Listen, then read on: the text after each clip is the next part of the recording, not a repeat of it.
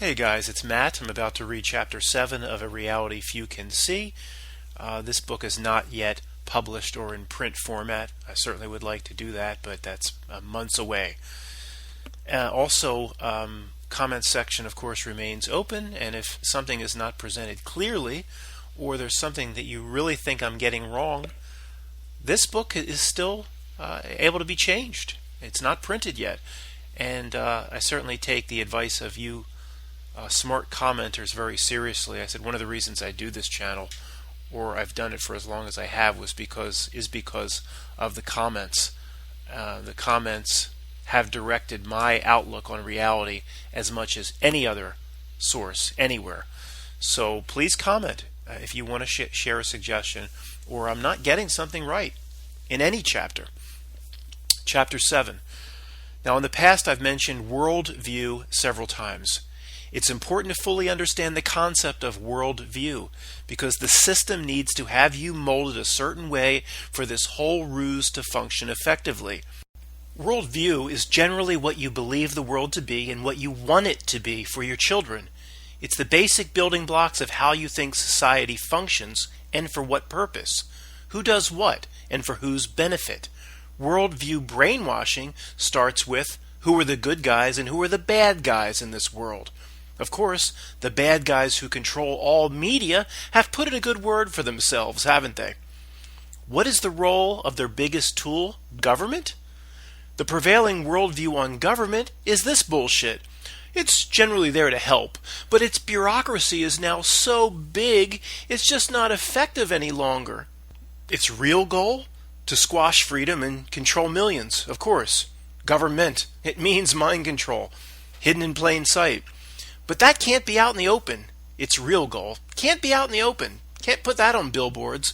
So it's painted over by a worldview that makes a million excuses for why it doesn't work. Excuses that allow the prevailing worldview on government to remain intact. This system is simply the best we can do for so many people. 300 million people. We're doing the best we can. And look how great your life is in the West compared to those poor devils in Africa and the Middle East. Personally, my worldview is a bit different because it came from me. It wasn't given to me or force-fed me from Mount Olympus. My worldview, that government exists as a massive tool to keep a certain group in control and to keep the rest of us servicing them. Don't read too much into the following examples on worldview. There's no statement being made here. However, these are just the general types of things that make up worldview of the average man or woman. Policemen and firefighters are good. Politicians are often corrupt and lose focus, but most of them go to Washington with good intentions. Even if the rationale is misguided, the U.S. goes to war to protect the homeland. Foreign dictators are bad. The script the society delivers to us isn't fixed in stone, so our worldviews are not entirely consistent. If you live in Compton, California, or an inner-city black community, your worldview tells you police officers are bad for the most part. The rich white people of Villanova, PA, love police officers and put stupid signs all over their lawns about supporting them. Side note, I thought about stopping my car a few times and knocking on the door of those rich people who are proudly displaying their signs to ask, other than hosting a sign on your lawn-doctored lawn and paying your taxes, how are you supporting the police? 99% of them will put the sign up, but won't do a damn thing that actually supports the slogan on the sign. I love how clueless people are when you ask them to really think about the motivations of what they're doing to support these causes. Most are mindlessly going through the motions and doing nothing else, just looking up to Bono because he's so cool, the lead singer of U2, and he does so much for Africa. For example, ask a few thousand people at all these women's marches what they're really doing. They'll say something dumb back at me like, well, I'm supporting women. Well, how are you supporting women? I would ask. Well, I'm here marching, aren't I? Well, how does walking on asphalt support women? It's raising awareness.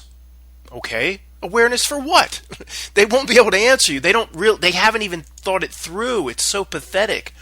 So what person, I would say to them, well, what person currently doing injustice to women will now see you walking on this concrete, and what changes do you expect them to make when they see you walking on this concrete?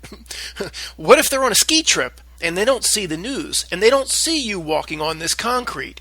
If that's the case, you walked for nothing, but you got a free t-shirt with your $50 registration fee. Worldviews can evolve over time. The general point here is your worldview has been crafted and manufactured for you from birth. Even the YouTube old guard is not immune to this. We are just breaking free of it recently.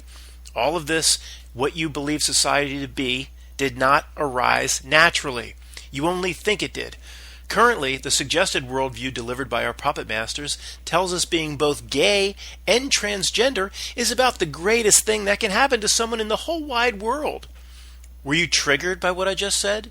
Did you react like that was some kind of bigotry or discrimination spewed forth by a man who cried for weeks when Roseanne wasn't allowed back on her own show? Please don't resort back to the script in deciding how you should feel. Think for yourself.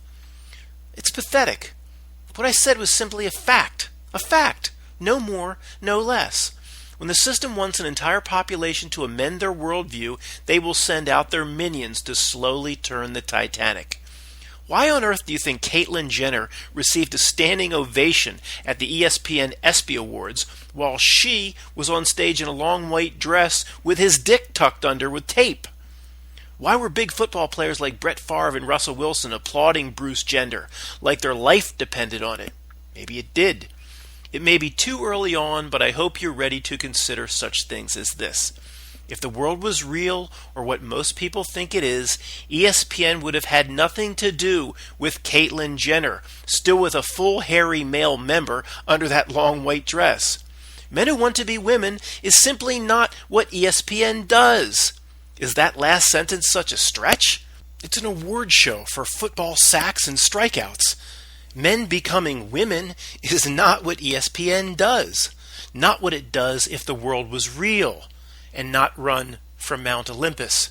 If ESPN was what most people think it is, a business unit inside a corporation trying to maximize shareholder value, it would want no part of Bruce's gender.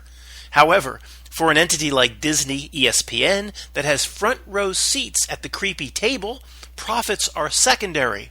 Profits are secondary. Secondary to fulfilling the agenda of whatever creature is behind the final curtain. Why didn't people watching in the audience question why ESPN chose to even get involved? If Avon Cosmetics approaches Waste Management today, asking if they'll consider selling skin products from the back of the truck, the trash men will politely decline. But at least in the past, that was to be expected. Today, who knows? By the way, Avon was very upset by Waste Management's decision not to sell Avon products door to door, as it would have been very convenient because the trash truck goes to everyone's house once a week anyway. Offering low-price samples would have only taken a minute per household. No, if the world was real, ESPN would have replied to Bruce Jenner's agent with something like this. We at ESPN support Bruce Jenner in his recent decision to identify as a woman. On SportsCenter and other ABC broadcasts, we will honor her wishes by hereafter calling her Caitlyn Jenner. But we have decided to reject your request to honor Caitlyn with a special award during our biggest night of the year, the ESPN ESPYs. On the other side of the coin, if the world was real, Jenner's agent would have accepted that reply and simply said to his client, "Well, Caitlyn, we tried, but the rejection makes sense. It just wasn't a good fit with what they do at ESPN. Let's just be glad we were honored as Glamour Magazine's Woman of the Year, and they decided not to use your dick against you." Now, everybody new to this sort of thing is now saying, when they're reading this or when they're listening, well, wait a second, what are you saying here about Bruce Jenner? What really happened? Look, I can't do a 30-page sidebar conversation about Bruce's gender here. All you need to know is this. If things were real in this world, there is no way in the world a sports award show for macho, manly things would spend 10 minutes on their biggest night of the year to send one of their biggest honors to a man in a long white dress with his package taped to the back of his leg. What happened would never go down in a real world. This came from on high, scripted by the puppet masters. I can't spend 20 more pages explaining why they did this. Please do not demand the who, the what, where, when, why, and how in every single situation. The very fact that a man who is now a woman, who told Diane Sawyer in an interview he has his banana and makes love to women, was honored as the Glamour Woman of the Year is more than ample proof that the collective worldview is crafted on high by think tanks and then force-fed down our throats. No pun intended, but very little rises up stiff organically anymore, but instead is introduced by the Viagra of modern puppeteers. This is step one in reading the Matrix Code. We all have slight variations, but it's amazing the job they've done in getting an entire population high-stepping in a harmonized worldview. These elements of worldview and thousands more are jigsaw puzzle pieces that form the whole of your core beliefs. Almost everything that follows shatters those core beliefs. Now here's one that will trigger even more people than the last tranny example. Ever since 9/11, the script writers of this society want your worldview dictating that first responders are the most amazing and altruistic people who ever lived. I like first responders. I like them. I appreciate the job they do. I really do. But anyone being honest can see what I mean with how the society fawns all over them. First responders are honored at every possible occasion for a reason no one has ever been able to fully explain to me. Most of these people are paid pretty well. They have full benefit packages and lifelong pensions. They weren't drafted into these jobs. They chose these jobs. Sure, I respect that many will risk their lives several times in their career. I get that. But anyone being honest will agree with me that for some reason the worship of first responders has become part of this script. I see the motivations of most parts of the script, I really do, but not for this one. Why Mount Olympus pushes down on all of us that first responders are on par with Paul Revere, General Patton, or the Avengers in terms of how the average man or woman should bow down to them, well, I honestly just don't get it. My role in this has been more in identifying that there's a script, not necessarily interpreting all aspects of the script. Now that you should fully understand worldview, let's pause for a moment to see how willing you are, the reader or listener, in having your worldview destroyed. Regarding what I said a few chapters back or a few pages back about the President Kennedy assassination, your reaction to what I said likely indicates if you should continue reading or listening or toss this book aside and run and hide for your pillow. Please answer this honestly. Which group below would best describe your reaction to what I said about the John F. Kennedy assassination a few pages back? 1. You agree basically with what I said, and you're fully aware of the absurd conclusions presented by the Warren Commission about what happened in Dallas in 1963. People in Group 1 here mostly reject what the news has been telling us about the Kennedy assassination for years, no matter what specific details we agree or disagree on regarding details like what happened on the grassy knoll or Badge Man, things like that. No matter who done it, we know in Group 1 it wasn't a little guy shooting from his workplace who then killed a cop before taking in a matinee movie. Group 2. You found my direct comments about the Kennedy assassination a bit shocking, but it didn't offend you. You took no mental pause to either try to defend the official story or mock me, the author, for ridiculing the Warren Commission. Some of the points I made were new to you, but you gave them a fair assessment. You're generally excited by such mystery and are eager to start your personal journey. Conclusion. You are ready to upset your own apple cart, so let's get started. Group 3, which I should rename Group Think. You didn't like the presentation I gave on Kennedy and such conspiracy presented so early on in this book. Citing that what the American public has been told about the Kennedy assassination is a complete lie, you find almost impossible to accept. You even had a negative feeling toward me, the author, as you read that part or listened. If you find yourself in this group, I don't think you're ready or even able to continue. A worldview of what life is and what it should be for your family has been constructed for you, as I just explained. You're not ready to leave your sucky blanket behind or throw Cuppy in the trash just yet. I truly hate to lose you because it's your group I am desperately trying to reach most. Nevertheless, you are not ready for what follows. Even if you are not consciously aware of it, you will reject everything I put forth, no matter how strong my evidence. As you read, your subconscious will work overtime in the background to quietly convince you that this author has lost touch with reality and is probably related to Brad Pitt's character in 13 Monkeys. Sooner or later in this book, you will grasp a hold of something that will allow you to act as judge, jury, and executioner on my behalf. You will constantly be looking for a mistake that you can pounce on to reject me. It's always a fun psychology exercise analyzing those in Group 3. If they continue reading or listening, they will employ an old tactic so they can stop listening to scary information as quickly as possible. The following formula is as old as mankind. Number 1. Someone comes along and delivers shocking information that threatens one's core beliefs or worldview. Number 2. The listener desperately does not want to believe what's being said because it violates a core personal belief attached to a constructed worldview. The new information brings on an uncomfortable condition called cognitive dissonance. Again, the conscious mind thinks it's open-minded, while the subconscious mind is working hard in the background to debunk the information. Number 3. To most, quote, normal people who claim they have open minds, cognitive dissonance is worse than a migraine. As they listen, they will unknowingly look for the news bearer to make a single mistake. If nothing's obvious, they'll research every part of the story given to them with established mainstream websites to find information that contradicts the unwanted information. Of course, the person who just received the information and who doesn't want to believe it won't look at the evidence fairly.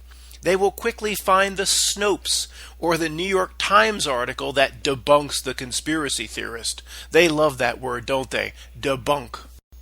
Part 4 of the formula.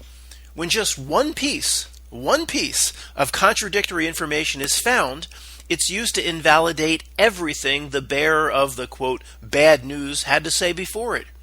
Present 100 points, with only the 99th being wrong, and the person suffering from cognitive dissonance will, quote, latch on to that one and use it as the reason to not believe anything they were just told. It's like a math teacher telling his class if one problem is calculated incorrectly on the test, then every answer on the test is wrong. Well, how fair is that?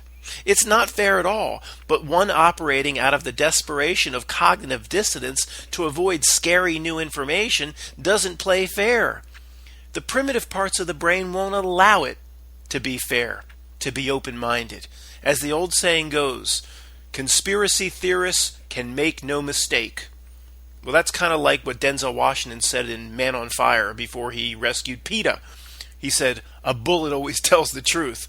Someone introducing scary information about the world must be perfect all the time or walk society's plank.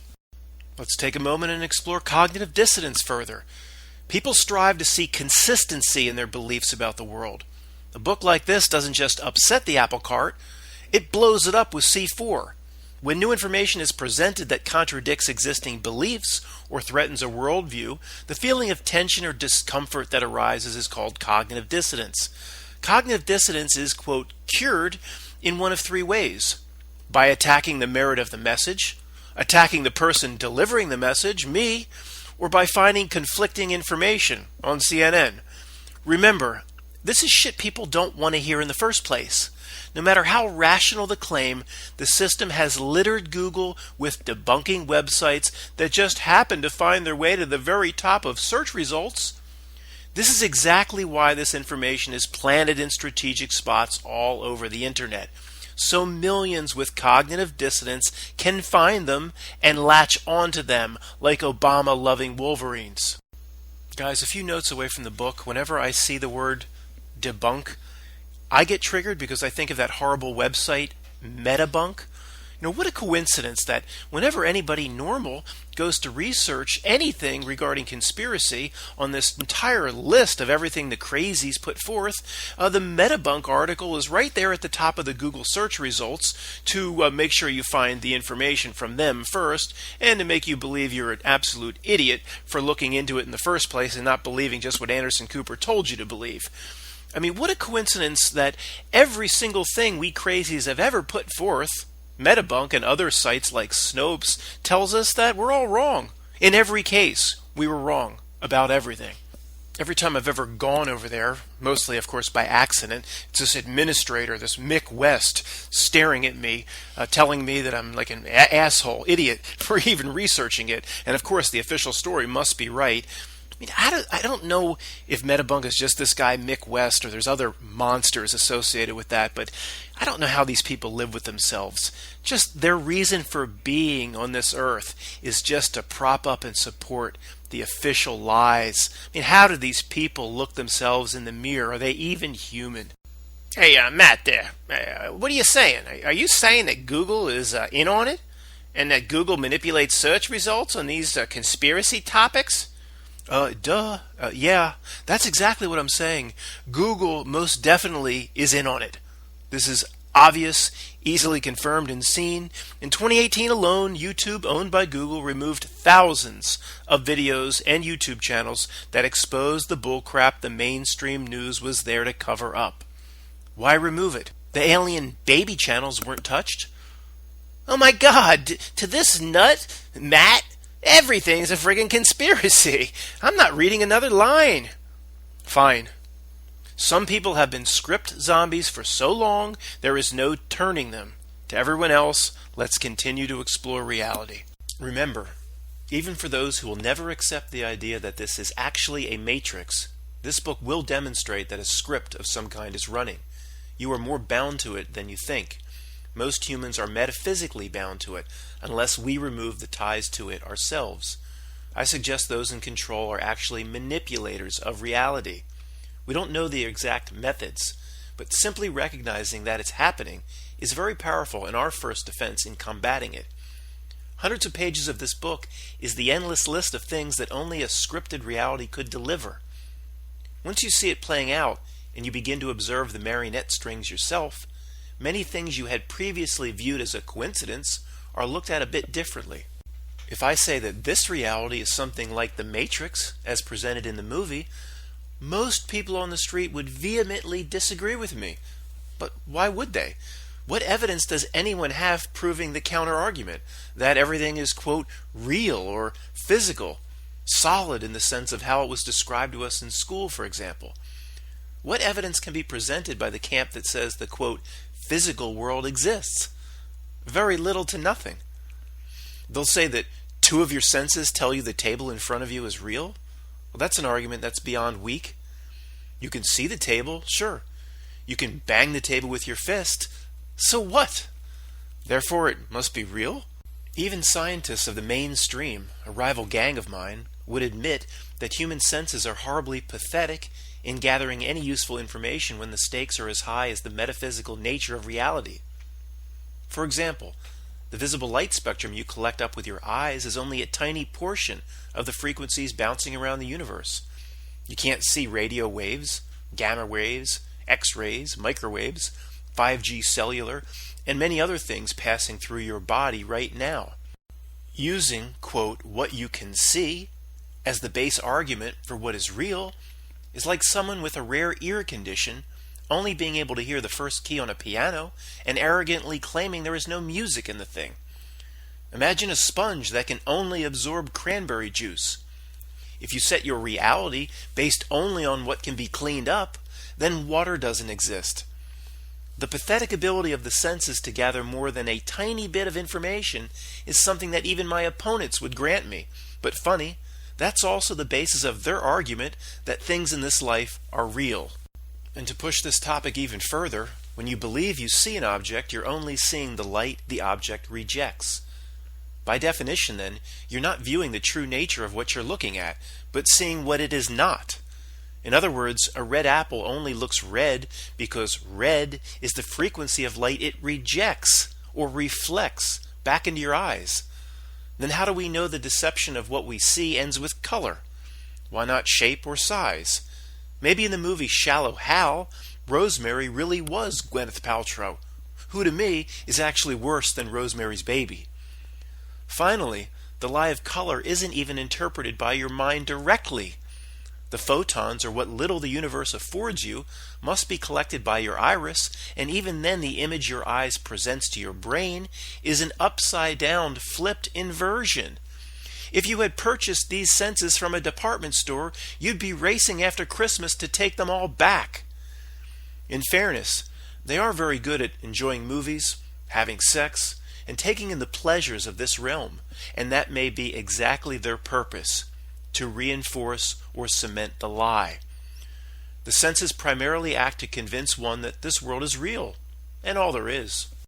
In Neil deGrasse Tyson's most sophisticated science experiment, in coordination with the Luciferians at CERN, he banged his chubby fist on a table to squash a donut to prove it's real. Do you remember that experiment? Touch is only the indirect interpretation of signals.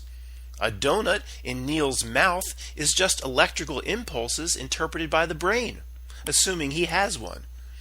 A direct and true sampling of the environment by consciousness is impossible, even if one laid his or her brain out onto the table and scooped it back in later.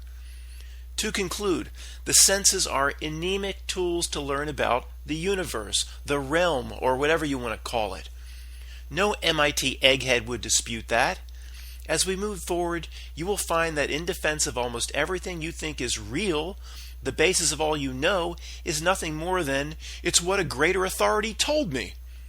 Someone with a big title said it was thus, and because I have no big title on my business card, what they say can't be challenged by little old me. When you boil any aspect of reality down long enough and reduce it to whatever components are hiding behind the Wizard of Oz's curtain, amazingly it all starts to break down. All that most people can argue in defense of what is accepted as real in this world is, it's what I've been told by a more important person than I am. What is authority? Who is that man reading the teleprompter in the newsroom? More importantly, who is feeding the words into the teleprompter for the plastic man to read? Is it part of your ingrained worldview to assume that the perfect-looking person on the other side of your 4K television, who looks like a replicant from Blade Runner, that he cares about you and only wants to help you? Does your worldview even allow that news anchor may be trying to manipulate you with an agenda, one delivered by groups that do not have your best interest in mind?